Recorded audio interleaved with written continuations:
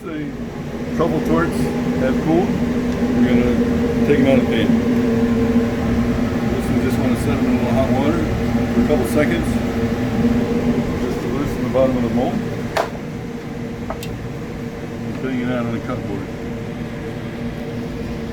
Take out the liner.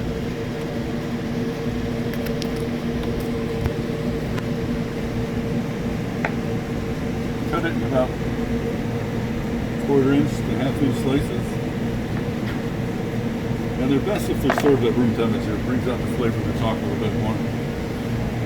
This is the peppermint patty filling that we put in a piping bag.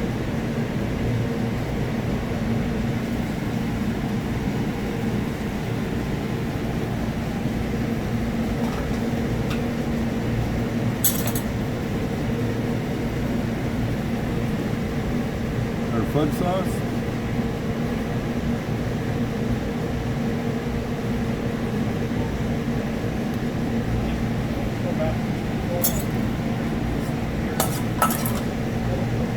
And garnish it with a little fresh fruit.